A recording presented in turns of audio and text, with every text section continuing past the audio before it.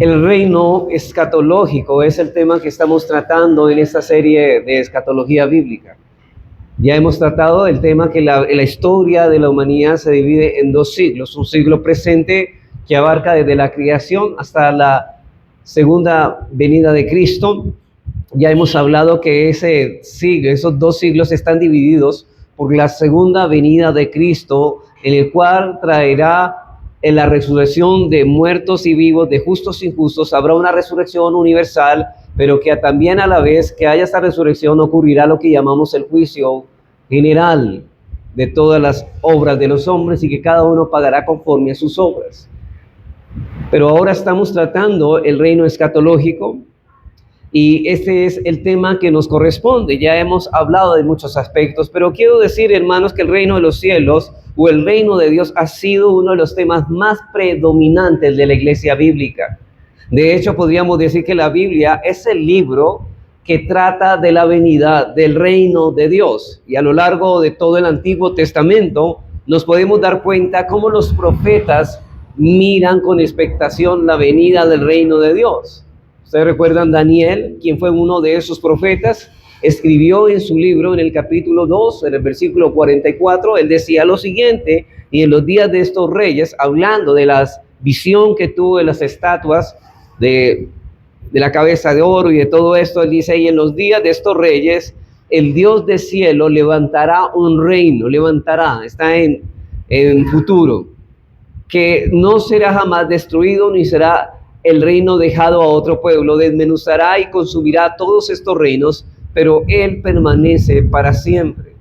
Y luego el mismo Daniel, en el capítulo 7, en el versículo 13 al 14, Daniel comenta una de las visiones, y el tema de nuevo es el reino de Dios. Y dice así: miraba yo en visión de la noche, y aquí con las nubes del cielo venía uno como un hijo de hombre, que vino hasta el anciano de días, y le hicieron acercarse delante de él, y le fue dado dominio, gloria y reino, para que todos los pueblos, naciones y lenguas le sirvieran.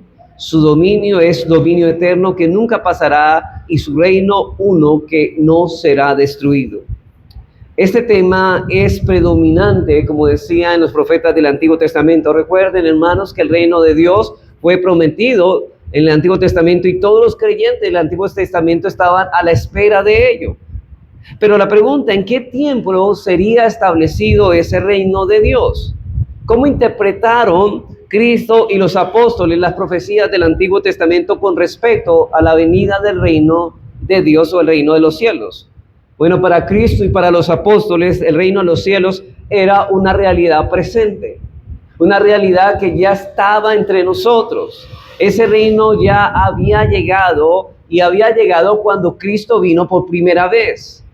¿Quién es el rey de ese reino? Si el rey ha venido, es porque el reino ha llegado. Cristo predicó eso durante todo su ministerio acá en la tierra, y él dijo: el reino de Dios se ha acercado. Sin embargo, vemos también en el Nuevo Testamento que se habla del reino de Dios como algo que participaremos en el futuro. Es presente y es futuro, y estamos en el reino, pero estamos esperando con expectación la consumación final de ese reino. Lo que podemos decir, hermanos, es que el reino ya ha venido de una forma inaugural, pero que no ha llegado en una forma consumada. Y con respecto a la venida del reino, decíamos que existen tres pasajes, hermanos, cruciales del Nuevo Testamento que tienen como asunto este tema. Y estos pasajes son Mateo 13, del 1 al 58, donde se nos habla de la venida de Cristo, del reino de Dios, pero expresada en forma de parábolas. Esa es la figura literaria que se utiliza en Mateo 13, donde se habla de la venida de esta forma. Primera de Corintios 15, 22 al 28, donde se habla de la venida del reino en prosa, es decir, en un lenguaje más literal. Y en Apocalipsis, capítulo 20, versículo 1 al 10, se entiende la venida del reino vista desde una visión. Y es lo que habla el apóstol Juan. Ya tratamos con el primero la semana pasada, hablamos de Mateo 13, del 1 al 58, y decíamos que este conjunto de parábolas que encontramos en todo el capítulo 13 tenían un énfasis común, y que el énfasis común de todas esas parábolas que hallamos en este pasaje es la venida del reino, es la venida del reino. Ese es el énfasis de estas parábolas, y que la venida del reino se desarrolla en dos fases: un reino inaugurado y un reino consumado, lo cual era una forma inesperada para los judíos. Y noten que ese reino consumado en las parábolas le llama la etapa de siembra, y el reino consumado se le llama la etapa de siega. Habla de una etapa de siembra, habla de una etapa de siega, de cosecha. Pero también no solamente miramos el énfasis común de todas estas parábolas, sino que hablamos específicamente que cada parábola que habla con respecto a la venida del reino. Si todas hablan de la venida del reino, ¿qué habla cada parábola en particular de esa venida? Bueno, en la parábola, por ejemplo, que empieza este capítulo, es la parábola de los 4 terrenos. Ustedes la conocen. Que Dios, ahí dice que 4 terrenos, uno cayó junto al camino, uno en piedra, otro en espinos, y otro cayó en buena tierra y produjo fruto a 30, al 60, al 100 por uno. Pero esto nos indica que la primera parábola de los 4 terrenos nos está diciendo que el reino de Dios ya está presente. ¿Por qué? Porque la semilla del reino está siendo sembrada. Ya entramos a una etapa de siembra. ¿Y cuándo ocurrió la etapa de siembra? Cuando Cristo trajo la semilla del evangelio y el sembrador vino a sembrarla. ¿Quién es el sembrador? Cristo. Ahora que estamos ahora, y esa parábola nos está señalando que el reino de Cristo ya está presente, porque ya estamos en la época de siembra. ¿Qué se está sembrando? El mensaje glorioso del evangelio. Recuerden que en el Antiguo Testamento el evangelio no fue anunciado, sino prometido. Las personas fueron salvas por un evangelio que se estaba prometiendo, pero no por la proclamación del evangelio que había llegado, porque ese llega cuando Cristo viene a este mundo. Y él dice, el reino de Dios ya ha llegado. ¿Por qué? Porque él está predicando el mensaje del evangelio. Ahora bien, no solamente encontramos esta parábola, sino que nos topamos también más adelante con la parábola del trigo y la cizaña. Y ustedes conocen muy bien, hablando de un campo, que el campo es el mundo, y se siembra una semilla buena y una semilla mala. Es decir, el reino de Dios ya está presente como siembra, pero también dice que vendrá como siega. Es decir, noten que dice que en el campo del mundo está sembrada la buena semilla y la mala semilla, pero ambos crecen juntos. Y que no se pueden arrancar hasta el final de la siega, porque decíamos que una característica del trigo y la cizaña es que el trigo, cuando crece y fructifica, se encorva, se vuelve, se encorva, es como si agachara la cabeza, pero que la cizaña crece erguida. Y ahí vemos que se podía arrancar, pero eso ocurrirá en el día de la siega, que es lo que llamamos nosotros la venida de Cristo, donde Dios separa el trigo de la cizaña, donde el trigo será echado en los graneros y la cizaña será echada en el fuego. Eso ocurrirá y en esa parábola el trigo y la cizaña, pero noten que está hablando del reino de Dios en ese aspecto. Una etapa de siembra, una etapa de siega. Otra parábola que encontramos muy similar al trigo y la cizaña es la parábola de la red. El reino de Dios ya está presente como una pesca. ¿Recuerdan, hermanos, en Lucas 5, cuando el Señor dijo a Pedro, Juan, Andrés y Jacobo que los haría pescadores de hombres? Pues en el momento que Cristo vino, ya vino la temporada de pesca. ¿De pesca de qué? No de peces, sino de hombres.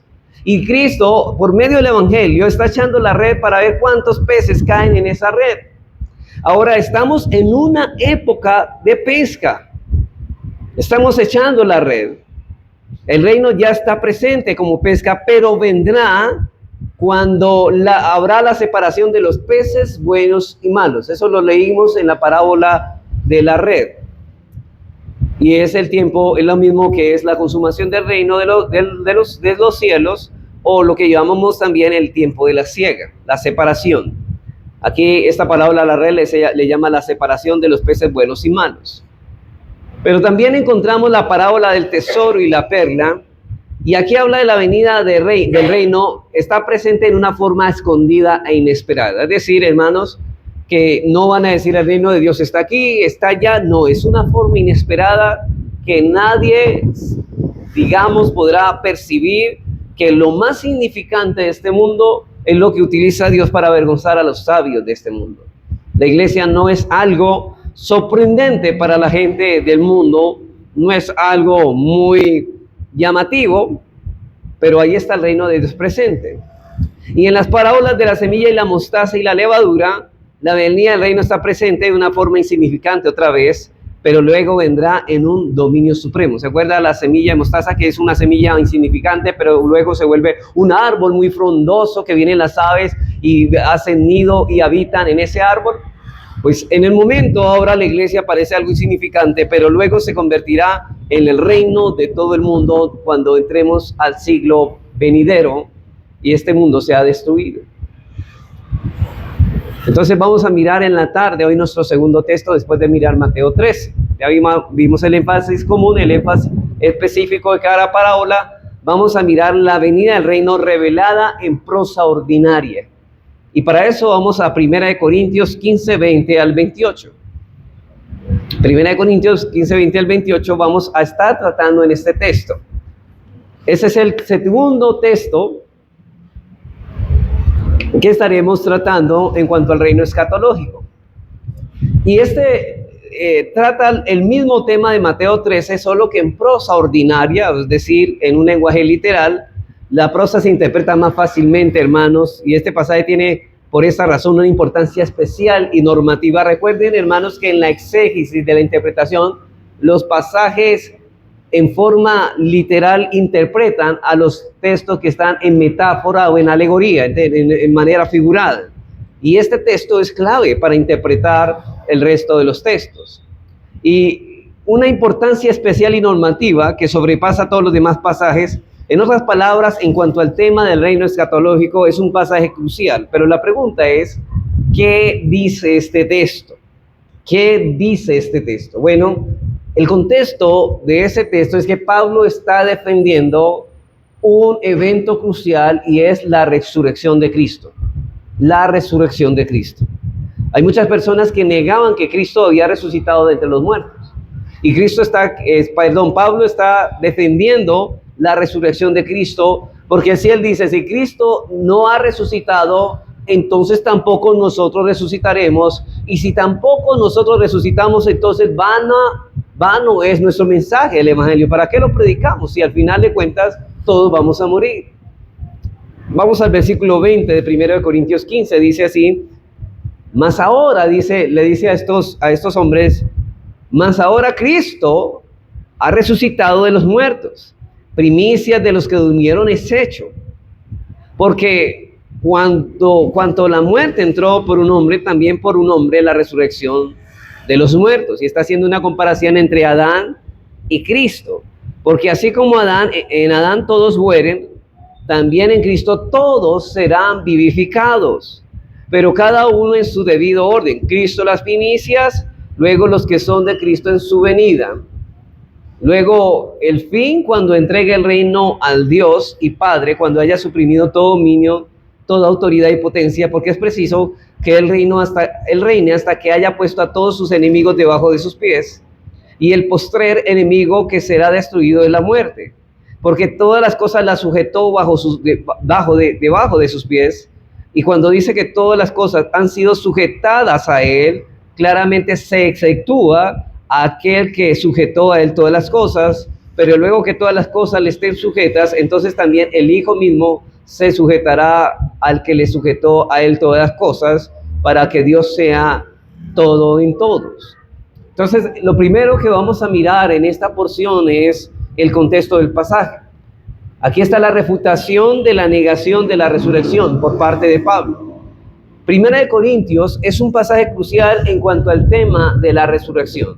El contexto de este pasaje se da cuando el apóstol Pablo refuta la herejía de algunos que enseñaban que no había resurrección. Parece que tuvieran una mente de los saduceos. Ustedes sabían que los saduceos era una corriente judía que no creía en la resurrección de los muertos. No sabemos si eran ellos, pero estamos hablando de Corinto y era un pueblo gentil. Lo que sí sabemos es que en los versículos 1 y 11 el apóstol Pablo trata con este tema sin especificar a quienes estaba refutando, pero es evidente que se dirige a quienes están dando falsas enseñanzas sobre el tema de la resurrección.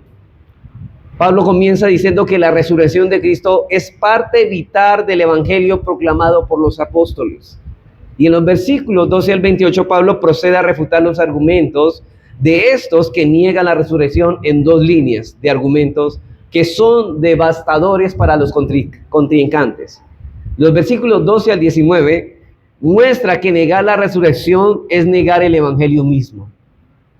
O sea, hermanos, negar que haya resurrección es negar el evangelio mismo, porque si Cristo no resucitó todavía, entonces nosotros estamos en nuestros pecados. Ustedes saben que la manera en que Cristo aceptó la obra redentora o su sacrificio es que Cristo haya resucitado entre los muertos. Pues entonces Pablo tendría que decir, vana es también nuestra fe, porque estamos poniendo la confianza en algo que no va a ocurrir. Y en los versículos 20 al 28, que son los versículos que vamos a estudiar ahora, Pablo muestra que asegurar la resurrección de Cristo es asegurar la resurrección de los creyentes, como un todo. Si Cristo resucitó, nosotros también resucitaremos con Él. Ahora, ¿por qué? Porque nosotros estamos unidos a Cristo. La resurrección de Cristo es lo que nos asegura nuestra resurrección. Si negamos una, estamos negando la otra. En el plan de la resurrección de Cristo, Cristo son las primicias. Ahora, eso es importante, hermanos, que hablemos de Cristo como las primicias. Les quiero explicar. En el Antiguo Testamento había una fiesta que precisamente se llamaba la fiesta de las primicias o la fiesta de los Shavuos, que eran una fiesta de semanas. Esas fiestas empezaban después de la fiesta de la Pascua, de la fiesta del Pesach, y empezaban el primer día de la semana, un domingo para nosotros. Ese primer día de la semana se ofrecían las primeras primicias y luego de esa primer primicia se contaban 7 semanas de 7, lo cual daba 49 días que exactamente caían un día séptimo, es decir, un día sábado para nosotros. Pero luego de esas 49 llegaba el día de Pentecostés, porque llegaba el día 50. De ahí viene la palabra Pentecostés, 50, y se celebraba la segunda primicia, y era la segunda primicia la que celebraba y cerraba esta fiesta de las semanas. Ahora bien, eso no está ahí como una ceremonia simplemente del Antiguo Testamento que simplemente hay que celebrarla, estaba apuntando a una realidad igual. La primera primicia que viene es Cristo. Cristo resucita primero. Pero noten que es bien curioso que la iglesia es inaugurada exactamente el día en que los cristianos van a resucitar, que es la segunda primicia. Nace en Pentecostés. La iglesia de Jerusalén nace en el día de Pentecostés y eso lo pueden constatar y no lo vamos a leer en Hechos capítulo 2. Ahí comienza la iglesia a ser inaugurada y nosotros los cristianos hemos resucitado espiritualmente, pero todavía no hemos resucitado con cuerpos gloriosos. Hay algo importante aquí. Y Pablo trae a mente a Levíticos 23, porque eso está en Levíticos 23, lo de la fiesta de las primicias, no voy a hacer el versículo exactamente, ustedes lo leen en su casa, pero lo van a buscar que ahí está la fiesta de las primicias. Y entonces Pablo, trayendo eso a la mente, dice, mas ahora Cristo ha resucitado a los muertos, primicias de los que durmieron es hecho. Él tendría que resucitar para que nosotros también esperemos la resurrección. Y en el versículo dice 23, pero en cada uno en su debido orden. ¿Cómo? Cristo, las primicias, la primera primicia. Y luego los que son de su venida. La pregunta es, noten esto, ¿cuándo resucitó Cristo? Un día domingo. ¿Cuándo fue la primera primicia de la fiesta de las semanas? Un primer día de la semana. El día de Pentecostés, ¿cuándo caía? Otro primer día de la semana, un domingo. ¿Cuándo fue la iglesia inaugurada? El domingo, el primer día de la semana. O sea que todo lo que convergía a esta fiesta y celebración exactamente se cumplió tal como estaba establecido en el antiguo pacto. Ya se estaba apuntando a esa realidad. Ahora bien, es en ese contexto que Pablo está hablando de la resurrección, pero lo está uniendo al tema del reino escatológico. Porque es necesario que el reino se presente con el Cristo como resucitado. Y si Cristo ha resucitado, entonces el reino inaugural empieza con la resurrección también ¿de quién? De Cristo, pero el reino consumado terminará con el pueblo resucitado, que son las segundas primicias. Ahora, ustedes dirán, bueno, ¿qué tiene que ver entonces la inauguración de la iglesia y la resurrección del reino consumado? Bueno, que los que son ciudadanos de ese reino ya resucitaron espiritualmente, pero no han resucitado corporalmente. Y me refiero a que una resurrección es que nosotros tenemos el mismo cuerpo glorificado de Cristo, pero eso sucederá en el reino consumado. Y Pablo está hablando de esto con esto. Ahora, ¿por qué nosotros todavía no estamos participando de un cuerpo glorificado? Porque el postrer enemigo no ha sido derrotado, y que ha sido el enemigo y el pecado. Ahora bien, en primer lugar, la importancia del reino escatológico es este. Pablo veía una conexión vital entre la resurrección y el reino escatológico. Dice, el predominio de este aparte es el reino escatológico, y estamos tratando ese tema no por la resurrección en sí, sino porque es sumamente importante en cuanto al reino. En segundo lugar, el tema de este pasaje es la importancia de este pasaje en cuanto al reino de la resurrección de Cristo y de los creyentes, porque precisamente lo que está diciendo Pablo es, ¿sabe cuándo va a ocurrir la resurrección de los creyentes? Cuando el reino venga en su consumación. Ya vino la primer primicia en la resurrección de Cristo en el reino inaugurado, pero las segundas primicias resucitarán en el tiempo del reino consumado. ¿Sí me estoy haciendo entender? Así que eso es lo que está apuntando. En tercer lugar, él está hablando del alcance de este pasaje. Eso es importante porque Pablo está hablando de la resurrección de Cristo y de los creyentes, pero no trata el tema de la resurrección de los impíos. Noten que el alcance no está hablando de la resurrección de los impíos, sino solamente se está enfocando en la resurrección de los creyentes. Este detalle es importante porque lo que Pablo intenta asegurar aquí es la resurrección de Cristo y de los creyentes. Por tal razón, en cuanto al alcance de este pasaje, a Pablo no le interesaba hablar de la resurrección de los impíos. Eso no venía en el caso, en el tema, porque él quiere señalar el tema del reino. Y en cuarto lugar, la idea central de este pasaje dice, ¿por qué Pablo en este contexto de la resurrección habla del reino de Dios? ¿Qué tiene que ver el reino de Dios con la resurrección?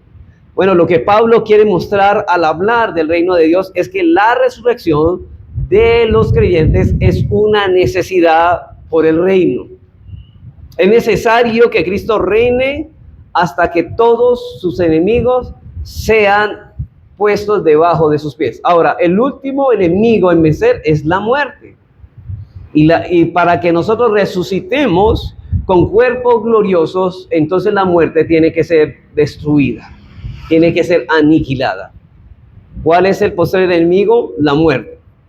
Por lo tanto, si no hubiera resurrección, el reinado de Cristo quedaría frenado, y ese es el argumento de Pablo. Entonces la muerte le habría ganado a Cristo y no sería el último enemigo derrotado.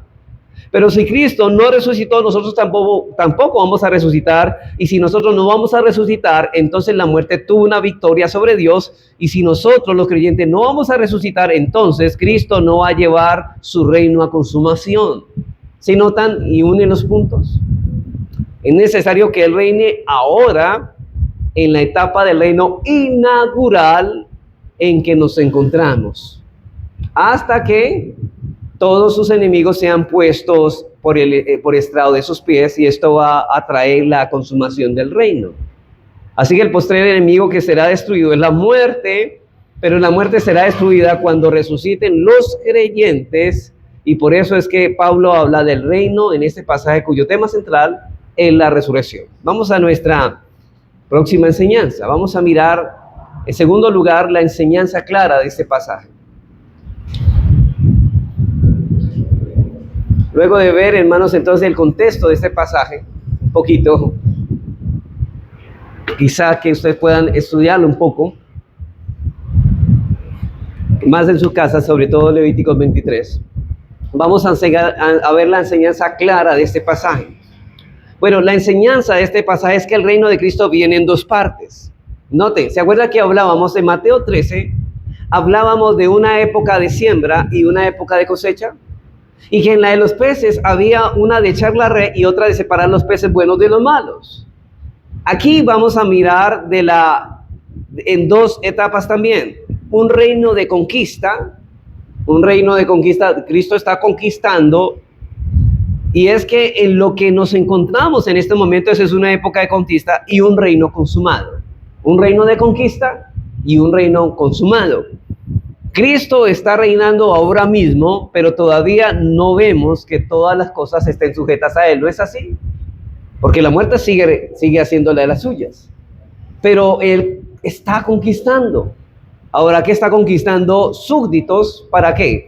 Para su reino. Ustedes recuerdan el texto de Colosenses que dice que Cristo nos ha trasladado del reino de las tinieblas al reino de su amado Hijo. Eso se llama conquista. Nos está conquistando para ser sus súbditos. Ahora somos ciudadanos de un reino. Nosotros dice que antes de que no fuéramos de Cristo, pero ahora somos nueva criatura, dice que las cosas viejas pasaron, aquí todas son hechas nuevas. En ese momento hemos sido trasladados del reino de las tinieblas al reino del amado Hijo Jesucristo.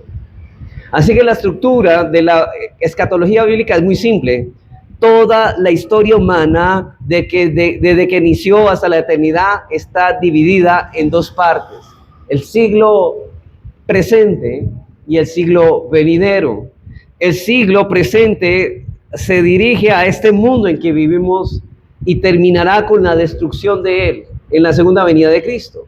Y el siglo venidero nos referimos a los nuevos cielos y nueva tierra que se inaugurará con la segunda venida de Cristo.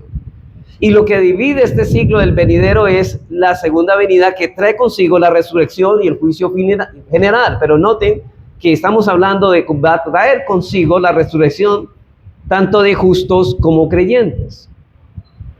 Ahora bien, en Mateo 13 mirábamos que este siglo que comenzó con la creación, Cristo comienza su reino de conquista y viene e inaugura la primera etapa, que es la siembra, y luego de la segunda viene de la etapa de la siega.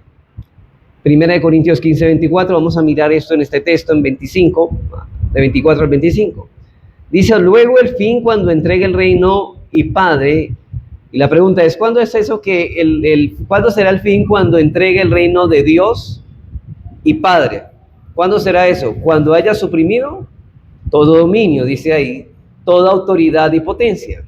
Porque preciso es que Él reine hasta que haya puesto a todos sus enemigos debajo de sus pies. Dice Pablo, porque es preciso que Él ¿qué? Que Él reine. Ahora, ¿Cristo ya está reinando? Sí. Ahora, Él está reinando ahora mismo. Es un reino que está conquistando, pero todavía no ha llegado a la consumación. Yo no sé si ustedes cuando leen Apocalipsis, hay algo curioso, me parece que es Apocalipsis 6, y lo contrasta con Apocalipsis 19. En Apocalipsis 6 habla de que venían 4 jinetes, entre ellos venía uno que venía con caballo blanco. Ese que viene de Apocalipsis con caballo blanco es Cristo, y es en su primera venida que viene. Ese es Cristo en su primera venida en Apocalipsis 6. Pero si vamos a Apocalipsis 19, viene otro jinete con un caballo blanco, y ese es Cristo, pero ya no en su primera venida, sino en su segunda venida. O sea que Apocalipsis nos habla, Apocalipsis es el lazo que cuenta la historia de la primera venida hasta la segunda venida de Cristo. Ese es el relato de Apocalipsis. Y esto es lo que precisamente estamos tocando. Estamos en el porque Cristo ya vino a conquistar y viene sobre un caballo a conquistar y está conquistando. Así que Él ya está reinando y está conquistando, pero todavía no ha llegado la consumación, por eso se llama el reino de conquista. Por eso 1 Corintios 15 divide la historia en cierto modo igual a como Mateo 13, una etapa de siembra y una etapa de siega, una etapa de conquista y finalmente la destrucción de todos los malvados, de todos los enemigos del Señor en el tiempo de la siega. Ahora, hay 2 preguntas que debemos responder. ¿Cuándo comenzó ese reino de conquista? ¿Y cuándo termina? Bueno, para responder o dar respuesta apropiadamente a estas preguntas, vamos a inventarlas y vamos a empezar con la segunda. No vamos a empezar con la primera, sino con la segunda.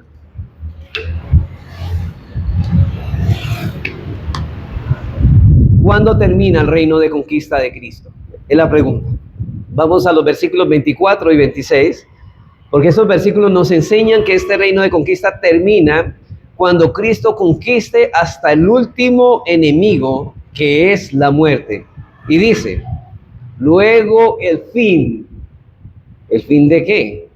Del reino de conquista. ¿Cuándo? Cuando entregue el reino de Dios y Padre, y cuando haya suprimido todo dominio, toda autoridad y potencia, porque es preciso que Él reine hasta que haya puesto a todos sus enemigos debajo de sus pies.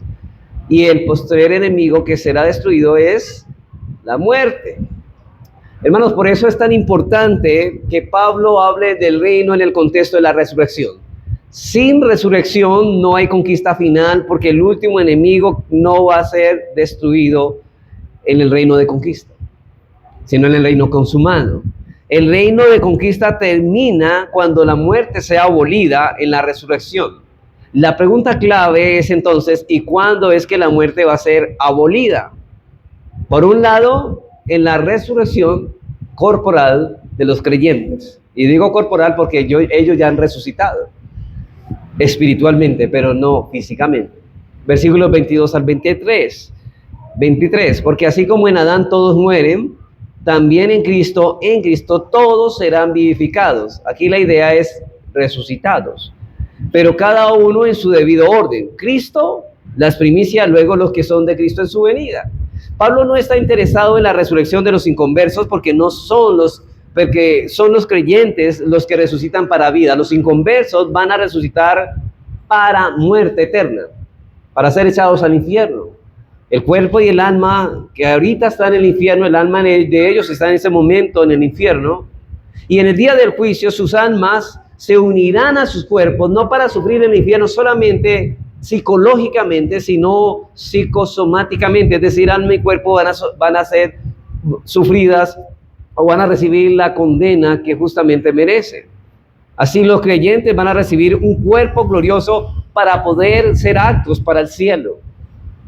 Y de hecho, hermanos, como esta mañana estamos hablando de la santificación, cuando hablamos de la glorificación, ¿se acuerda que hablamos de 3 etapas de la santificación, 3 aspectos de la santificación? Santificación inicial, santificación progresiva y santificación final. Y precisamente la resurrección aquí es la santificación final. Estamos hablando de la santificación final. Y esa es donde termina precisamente el tiempo de conquista. Así que, hermanos, los inconversos no van a resucitar. Entonces, para Pablo, la resurrección de los inconversos no es una victoria. Y es verdad, hermanos. La que es una victoria es la resurrección de los creyentes, porque ellos resucitan para vida y la muerte es vencida en ellos. Nosotros seguirán muertos eternamente. Ahora, ¿en qué sentido? Separados de Dios por la eternidad. Versículo 24. Luego el fin, cuando entregue el reino de Dios y Padre, y cuando haya suprimido todo dominio, toda autoridad y potencia. Hermanos, evidentemente la resurrección se suprime ya el último enemigo, que es la muerte. Entonces la muerte será abolida en la resurrección de los muertos. Dice en el 50, pero esto digo, hermanos, que la carne y la sangre no pueden heredar el reino de Dios, ni la corrupción hereda la corrupción. Hermanos, no podemos entrar al cielo con este cuerpo. Y aquí os digo un misterio, dice Pablo, y acá está hablando de la segunda venida. No todos dormiremos, pero seremos transformados. Está hablando del arrebatamiento, está hablando de que los cristianos serán llevados en la segunda venida de Cristo y seremos con cuerpos glorificados para poder entrar al cielo. Versículo 54, y cuando esto corruptible se haya vestido de incorrupción y esto mortal se haya vestido de inmortalidad, ya no mueren, entonces se cumplirá la palabra que está escrita: sorbida es que la muerte en victoria. Versículo 55, ¿dónde está, oh muerte, tu aguijón? ¿Dónde, oh sepulcro, tu victoria? La muerte ha sido derrotada en la resurrección. Entonces, este reino de conquista termina para dar paso al reino consumado. Y cuando Cristo entregue todo al Padre. Y la pregunta es, ¿cuándo es eso? En la resurrección. Y lo que divide este siglo venidero de este siglo al siglo venidero, solo separa. Segunda pregunta, ¿cuándo empezó el reino de conquista de Cristo? Bueno, hay 2 líneas de argumento y aquí apuntan hacia la resurrección de Cristo. Comenzó cuando Él resucitó, cuando Él fue levantado victorioso de la tumba. En primer lugar, esa es la evidencia que el pasaje mismo nos da en el versículo 27, miren, noten lo que dice. porque todas las cosas las sujetó debajo de sus pies. ¿Cuándo sujetó Dios Padre todas las cosas al Hijo? Cuando resucitó. De hecho, Él se sentó a la diestra del Padre. Y cuando dice que todas las cosas han sido sujetas a Él, claramente se exceptúa aquel que sujetó a Él todas las cosas. Cuando Pablo dice que todas las cosas las sujetó debajo de sus pies, la pregunta es: ¿en qué estaba pensando Pablo cuando escribió ese pasaje? ¿En qué texto de la Biblia estaba pensando? Bueno, así como estábamos hablando de las primicias, estaba pensando en Levíticos 23, aquí está pensando en el Salmo 8. Oh Jehová, Señor nuestro, cuán glorioso es tu nombre en toda la tierra. Lo han leído, ¿cierto? Que dice que tú fundaste la fortaleza de los niños de los que maman, creaste los cielos, que quién es el hombre para que tengas de él memoria. Él está hablando de eso. Hay una cita velada aquí que se trae varias veces al Nuevo Testamento como un salmo mesiánico y se utiliza también en Hebreos 2, entre otros textos. Dice Pablo que todas las cosas ya las sujetó Dios debajo de sus pies y ese reino de conquista ya empezó porque ya todas las cosas las sujetó debajo de sus pies y esto no va a pasar, esto ya pasó. Aunque no todos sus enemigos han sido destruidos, ya Cristo está reinando, ya todas las cosas, todos sus enemigos, no todos, bueno, digamos, ya esa sujeción está en Cristo. La pregunta: ¿y cuándo fue eso? Ahí viene la segunda línea de la evidencia, que es lo que cita el Salmo 8. Y en Efesios 1:20, Pablo, hablando del poder de Dios, dice lo mismo del Salmo 8, dice así. Efesios 1:20 dice: la cual operó en Cristo, resucitándole de los muertos y sentándole a su diestra en los lugares celestiales. Note esto: sobre todo principado y autoridad y poder y señorío, sobre todo nombre que se nombra, no solo en este siglo presente, sino también en el siglo venidero, y sometió todas las cosas debajo de sus pies. ¿Cuándo sucedió eso? En la resurrección de Cristo, que es la primicia. Otra vez cita el Salmo 8. Así, la otra pregunta es: ¿y con qué Pablo conecta el hecho de que Dios sometió todas las cosas debajo de los pies de Cristo? Con la resurrección. ¿Cuándo comenzó, hermanos, el reino de conquista de Cristo? Cuando Él resucitó, porque dice que sometió todas las cosas debajo de los pies ¿de quién? De Cristo. Hay un reino escatológico en el cual Cristo tiene ya dominio. Le fueron entregados todo el dominio de todas las cosas en su resurrección. Y yo sé que usted se está preguntando, bueno, ¿acaso Cristo no ha tenido siempre el dominio sobre el universo? Ya hablamos de eso. Sí, en cierta manera Cristo siempre, eternamente, siempre ha sido rey de todo el universo, siempre. Tanto de impíos como de creyentes. Pero en este caso estamos hablando no del reino irrestricto, que es el reino ilimitado, donde Cristo es el rey de toda la creación y rey de reyes y señor soberano sobre todo el universo, de justos e injustos. Pero estamos hablando aquí del reino escatológico y estamos hablando que Cristo solamente es rey de sus creyentes, de los salvadores, del reino de los creyentes. Y Él sometió todo esto bajo sus pies. Eso nos lleva al tercer punto. Vamos a hacer algunas preguntas de este pasaje. Las preguntas restantes o unas preguntas adicionales a este pasaje. Creo que no voy a alcanzar a dar todo mi repertorio en esta tarde, pero bueno, vamos hasta donde podamos. Las preguntas restantes. La pregunta es, el fin, ustedes notan el versículo 24, el fin del versículo 24 es el fin de ¿qué? Porque ahí dice el fin, cuando venga el fin. Regresando otra vez a lo que decíamos del contexto del pasaje, que Pablo, estamos diciendo que no está interesado en la resurrección de los inconversos, él está hablando aquí de Cristo y de los que son de Cristo, versículo 22, porque así como en Adán todos mueren, también en Cristo todos serán vivificados, pero cada uno en su debido orden. Hermanos, cada uno de los que son de Cristo, única y exclusivamente. Los otros no están contemplados porque a Pablo no le interesan sino si los inconversos van a resucitar junto con los creyentes. Pablo está hablando es del reino de Cristo y ese reino va a ser para nosotros los creyentes. Está hablando de ese reino. Los inconversos van a estar excluidos de todo eso. Por ejemplo, ya está el reino aquí en este mundo. ¿Ya ha venido? Sí. Pero en ese reino solamente Cristo es Señor de los cristianos, de los creyentes, de nadie más. sino de ellos, de manera restricta, porque de manera irrestricta es rey de todos. Por lo tanto, cuando dice luego el fin, es el fin del reino ¿de qué? De conquista. Entonces el texto dice luego el fin cuando entregue el reino al Dios y Padre, y cuando haya conquistado al último enemigo, y le va a entregar al reino, el reino de Dios al Padre, y el reino va a ser de Dios. Ahora, ¿es el fin posterior a la resurrección de los creyentes? Noten la pregunta.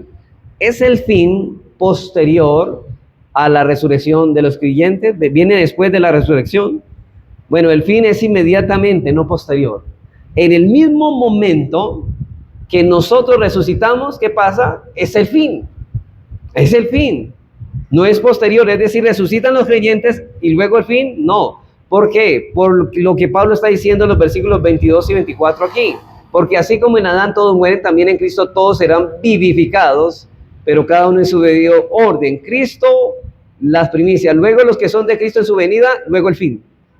Entonces, punto, aquí dice luego el fin. ¿Cuándo? Luego el fin está explicando en el cuándo. El cuándo explica en qué momento es que va a pasar eso. Y cuándo entregue el reino al Dios y Padre, y cuando haya suprimido todo dominio, toda autoridad y potencia. ¿Y cuándo será eso? Cuando los creyentes resuciten y que haya suprimido la muerte. Es de eso que estamos hablando, de esa resurrección. Ahora, Pablo está diciendo que Cristo está reinando, pero todavía hay enemigos, y él que no han sido todavía derrotados por completos, que no han sido destruidos, y el postrer enemigo es la muerte, y cuando eso pase ya llegó el fin. Noten, este versículo dice, cuando ya han suprimido el dominio, toda autoridad y potencia, porque es preciso que reine hasta que haya puesto a todos sus enemigos debajo de sus pies, y el postrer enemigo que será destruido la muerte. Tan pronto la muerte es destruida, la resurrección llegó al fin. Ahora, ¿termina el reino de Cristo en el fin? Bueno, ¿qué es lo que termina? Es el reino de conquista, pero no el reino de Cristo. Varios pasajes de la Escritura muestran claramente que el reino de Cristo nunca tendrá fin, es eterno.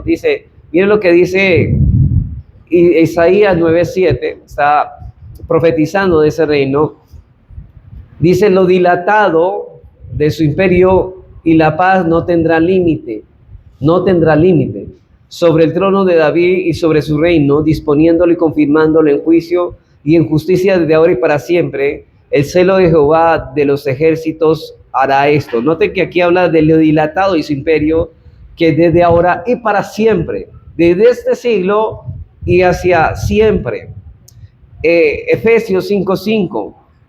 Porque sabéis esto, que ningún fornicario, inmundo o avaro que es idólatra tiene herencia en el reino de Cristo y de Dios. Segunda de Pedro 1:11.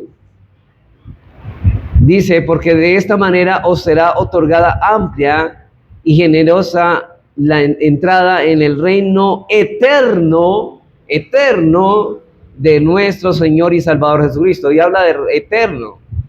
Y en Apocalipsis 22:3-5, dice, y no habrá más maldición, y el trono de Dios y del Cordero estarán en ella, y los siervos le servirán, y verán su rostro, y su nombre estará en sus frentes. No habrá allí más noche, y no tiene necesidad de luz de lámpara, ni de luz de sol, porque Dios, el Señor, los iluminará, y reinarán en ese reino de Cristo por los siglos de los siglos. ¿Qué está indicando esto? Que ese reino es eterno. O sea que el fin de lo que ocurre es el fin del reino de conquista, pero cuando empiece el reino consumado, ese reino será ¿qué? Por los siglos de los siglos. Entonces nunca terminará el reino de Cristo. Entonces, ¿qué es lo que enseña 1 Corintios 15 cuando luego dice el fin? Bueno, es el fin del reino de conquista, porque ya conquistó. Y Pablo está hablando aquí que ya Cristo está reinando, pero todavía está conquistando sus enemigos. Hermanos, ¿nosotros qué éramos antes de ser cristianos? Enemigos. ¿Y qué pasó? ¿Por qué ya no somos enemigos? Porque Cristo nos conquistó, está todavía conquistando. Y cuando ya conquiste el último, terminó esa etapa del reino como un reino de conquista. Ahora, por tanto, el versículo 24, de lo que el apóstol está hablando allí es de una nueva etapa del reino, ya que el reino es victorioso y ya no hay enemigos que vencer. De hecho, hermanos, por eso nosotros entendemos de que todavía estamos luchando contra la carne. Y de hecho, tal vez hay una idea paralela en 1 Corintios 15:24, dice, luego el fin, cuando entregue el reino al Dios y Padre. Déjenlo ahí y vayan ahora a Mateo 13:43, donde mirábamos la parábola del trigo y la cizaña. Y noten lo que dicen los últimos versículos. En el versículo 43 de esta parábola dice, entonces los justos resplandecerán como el sol en el reino de su Padre. Aquí hay un paralelo, ¿no? Unas ideas paralelas. Luego el fin, cuando entregue el reino de Dios a su Padre, y dice que estos creyentes que son del reino del Padre brillarán como estrellas a perpetua eternidad. La pregunta, ¿será que a partir de ese momento el reino será considerado como eminentemente el reino del Padre y ya no tanto como el reino de su Hijo? Bueno, voy a responder a esta pregunta, pero aquí sí, hermanos, me quedó difícil responderla por mis propias palabras, o sea que voy a leer una buena porción de William Hendrickson para que ustedes tengan la respuesta a esta pregunta. Entonces la pregunta, ¿cuál es? ¿Será que a partir de ese momento el reino será considerado como eminentemente del Padre y ya no tanto del Hijo? Recuerden que todo el Hijo se lo entregó ¿a quién? Al Padre. Y el hecho de que se lo haya entregado al Padre ya no significa que es el reino del Padre, sino del Hijo, sino del Padre. Mira lo que dice Hendrickson. Hay una obra que se llama Más que Vencedores. Dice, la obra mediadora de Cristo llegará a su fin cuando le entregue el reinado de Dios al Padre. Cuando su pueblo resucite y sea glorificado, ya no será más su mediador. O sea, termina la obra de Cristo como ¿qué? Como mediador, porque su obra redentora habrá terminado. El pecado habrá sido erradicado completamente. ¿Cómo se llama eso? Santificación final o definitivo, de final, perdón. Satanás y sus hordas serán vencidas y enviadas al infierno y la muerte será destruida. Entonces Cristo, quien con su cuerpo glorificado trajo la tierra al cielo, porque Él trajo la tierra al cielo, y eso ya lo explicamos, traerá el cielo a la tierra cuando todas las cosas sean renovadas. Sigue diciendo Hendrickson, la obra de redención es más amplia que la salvación de las almas del pueblo de Dios. También sus cuerpos son redimidos y serán resucitados o transformados. O sea, en el caso de los que estén en el último día, Cristo ha redimido esta tierra y todo lo que fue creado en ella, y al final será renovada junto con los cielos. O sea, así como van a ser renovados nuestros cuerpos, esta tierra también va a ser igualmente renovada. Tierra nueva, cuerpos nuevos. Entonces vamos a estrenar cuerpos para estrenar nueva tierra, porque si no tenemos nuevos cuerpos, no podemos entrar a esa nueva tierra y a esos nuevos cielos. Sigue diciendo él, por cierto, todo este universo completo será del todo restaurado para que Dios sea en todo. Sigue diciendo él, y cuando Jesús vuelva, se llevará a cabo la resurrección de todos los creyentes, el juicio general y la renovación de los cielos y la tierra. Como todos estos acontecimientos ocurren a las puertas de la eternidad, o sea, para entrar al siglo venidero, no se debería insistir en una cronología exacta, no sabemos en qué tiempo sucederá esto. Pero esto ocurrirá cuando la obra mediadora de Cristo esté completa, porque su reinado terminará ¿cuándo? Cuando entregue el reino de su Padre. Ahora sigue diciendo él, cuando el reino sea transferido del Hijo al Padre, esto, aquí está la respuesta, esto no quiere decir que Cristo deja de ser el Hijo de Dios. Él siempre será el eterno Hijo de Dios, y cuando el Hijo se sujete al Padre, esto no implica que ya no ejercerá más su poder, eso no implica eso. Cristo sigue sentado en su trono, pero ahora con los que le pertenecen.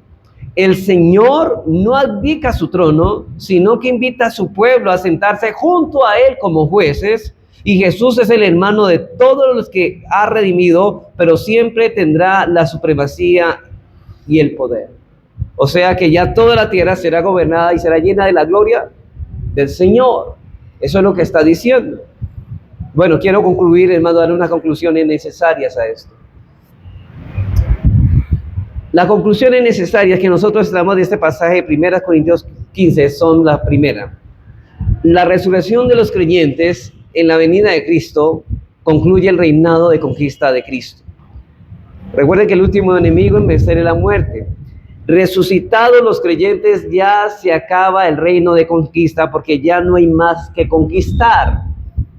No sé si ustedes se acuerdan de Alejandro el Grande, que hubo un tiempo que conquistó, él pensó que había conquistado todo el mundo, llegó a la India y dice, bueno, ya no hay más que conquistar. Bueno, le faltaba muchísimo por conquistar.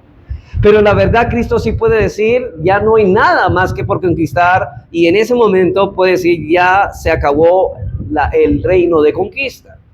Y en 1 Corintios 15:28 se habla allí de una confirmación cuando todo esto pase. Es que Cristo suprima el último enemigo que en la resurrección de los creyentes. Dice, pero luego que todas las cosas le estén sujetas, entonces también el Hijo mismo se sujetará al que lo sujetó a él todas las cosas para que Dios sea todo y en todos.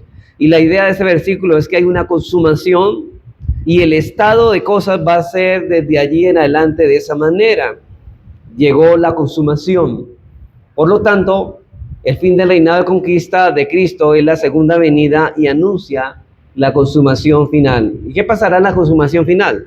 Nuevos cielos, nuevas tierras, donde solamente van a morar ¿quiénes? Los creyentes, los hijos de Dios. Los impíos serán arrancados de esta tierra y no vivirán en este mundo.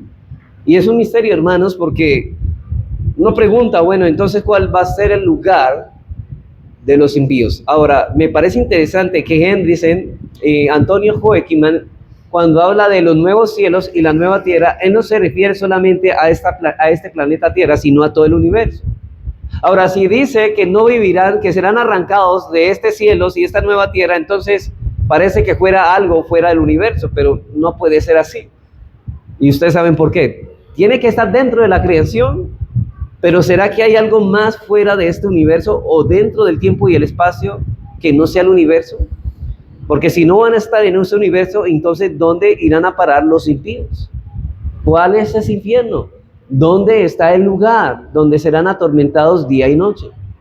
Ahora, cuando dice atormentados día y noche, se refiere a que todavía están dentro de la creación, porque están con el tiempo. Pero hermanos, dejemos, mejor dicho, no nos metamos en problemas. Dejémosle eso, callemos donde la Biblia calla y hablemos donde la Biblia habla.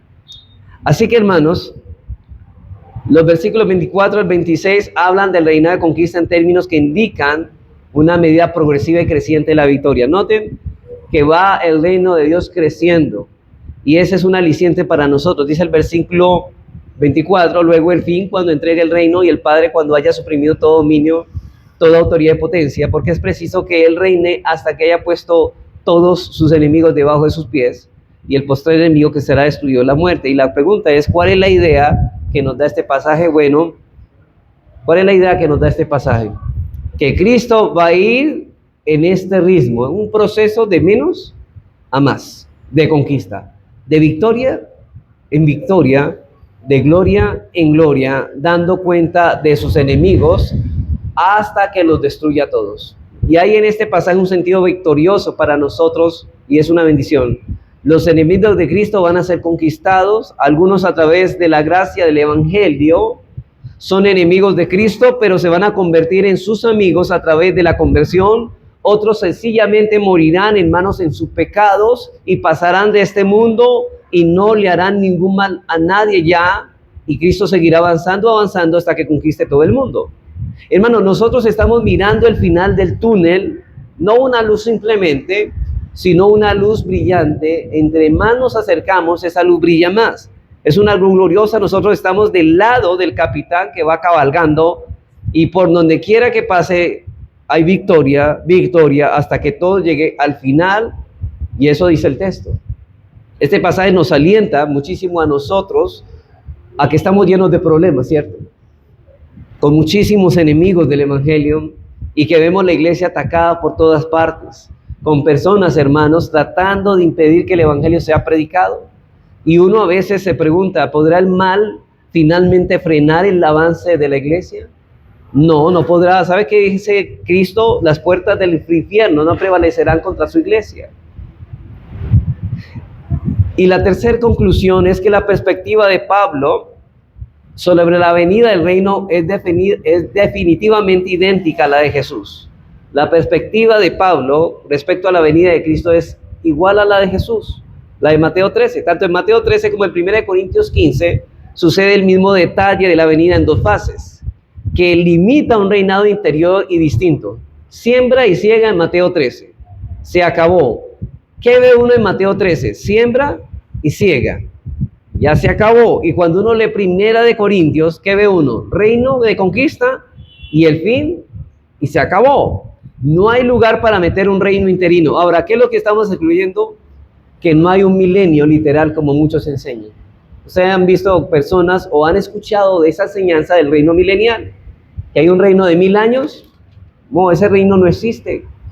Ahora, nosotros bíblicamente creemos que ya estamos en el milenio, y eso lo vamos a explicar en el texto que vamos a pasar a estudiar la próxima semana de Apocalipsis 20 del 1 al 10. Ya estamos en el milenio. Ya estamos en el milenio. El diablo ya ha sido atado, pero vamos a mirarlo a la luz de ese texto. Quiero tener algunas respuestas también por último.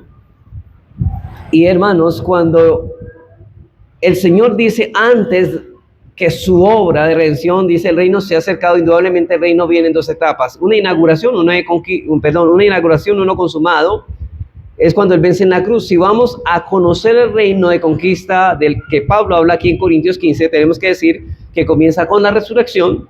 Según Efesios 1, lo inició Él mismo y Él comenzó a predicar el Evangelio. Luego la ascensión de Cristo y la venida del Espíritu Santo indudablemente trajeron como consecuencia una fructificación inmensa mayor del Evangelio. Mire lo que dice Juan 16:7. Dice Jesucristo a sus apóstoles en el discurso del aposento alto: os conviene que yo me vaya, porque si no fuere, el Consolador no vendría. ¿Cuándo vino el Espíritu Santo? Después de la resurrección de Cristo. Y hermanos, y dice, el Consolador no vendría a vosotros, mas si me fuere, os lo enviaré. Y con la venida del Espíritu Santo podríamos hacer mayores obras que la de Cristo. Pero no se habla de milagros portentosos, sino de ¿qué? De la conversión masiva de personas. Y ciertamente muchos corazones han sido conquistados. Cuando Cristo murió había 120 personas en el aposento alto. Desde el punto de vista evangelístico, el misterio de Jesucristo fue un fracaso. Y claro que no lo fue, hermanos, porque el punto es que si lo vamos a ver numéricamente, los creyentes han hecho obras mayores, y en la predicación de Pedro se convirtieron 3,000 personas. Luego se convirtieron 4,000. Se han convertido muchísimos más por la obra de la iglesia que por el ministerio de Cristo. Pero Cristo empezó todo. En el caso de la iglesia, ¿cuándo comienza la iglesia? Bueno, uno dice rápidamente en Pentecostés, y eso es verdad, y no es verdad. Porque ya el ministerio de Cristo ya estaba empezando a formar lo que sería la iglesia, y allí estaba haciéndose lo que dice Pablo en Romanos, que las ramas comenzaban a ser desgajadas. Las ramas que no daban fruto comenzaban a ser desgajadas, y comenzaban a ser injertadas las ramas silvestres, y esas ramas comenzaron a ser desgajadas las unas para ser injertadas las otras. Así que el buen olivo es Cristo. Las desgajadas son los judíos incrédulos, y los gentiles creyentes son injertados. Entonces debemos ver el reino al mando de la iglesia como un proceso indudablemente que tuvo su clima en Pentecostés, pero yo no puedo decir que la iglesia empezó su existencia en Pentecostés. Podemos decir que fue inaugurada, podemos decir que ese fue el punto más alto del proceso, y que se inició en el momento que Cristo vino al mundo y ha seguido edificándose hasta el día de hoy. Así que cuando venga, va a magnificar su gracia públicamente, y yo no puedo decir que terminó su gracia, porque la gracia sigue. Ahora, la gracia de salvación, no porque ya nadie va a ser salvo, sin embargo, algo todos debemos entender es que Cristo es el mediador de las bendiciones divinas, y todo lo que nosotros recibimos de la mano de Dios lo recibimos en virtud de Cristo. Si no es por Él, no recibiríamos nada de Dios. Y en el siglo venidero, todo, absolutamente todo lo recibiremos por gracia. Cuando lleguemos al cielo seguirá siendo así. Cristo seguirá siendo el instrumento por medio del cual recibiremos toda bendición. Entonces todo ese estado de gracia es que magnificaremos la redención. Eso es lo que está ocurriendo. Ahora, para terminar, hermanos, yo quiero precisar que la Biblia enseña claramente que la redención de la tierra, por lo tanto, la tierra no será aniquilada.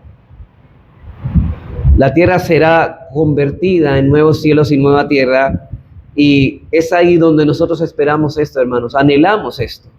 Anhelamos. Y por eso esto que estamos estudiando debe llevarnos nosotros a querer vivir más piadosamente. Vivir más piadosamente, hermanos. La escatología habla del fin de los tiempos de este mundo, pero también la escatología observa el final de nuestros días. Hermanos, quizá para nosotros no estemos cuando el mundo se acabe, pero para nosotros el mundo se va a acabar cuando muramos. Pero la pregunta, hermanos, ¿estamos preparados? ¿Estamos esperando ese regreso? ¿Estamos con ansias preparándonos para ese día? Porque está establecido para el hombre que muera una sola vez y luego el juicio. Si nosotros no pertenecemos al ejército de Dios, pertenecemos al bando enemigo. Y si somos del enemigo, dice el Señor que todos nosotros seremos, o aquellos que son del bando enemigo serán destruidos con su padre el diablo. Pero todos aquellos que han venido a Cristo han sido conquistados, pertenecen a Cristo y por lo tanto reinarán con Él en el reino de Dios por los siglos de los siglos. Qué hermoso, hermanos, qué buena esperanza tenemos aunque suframos acá, ¿no? Vamos a orar.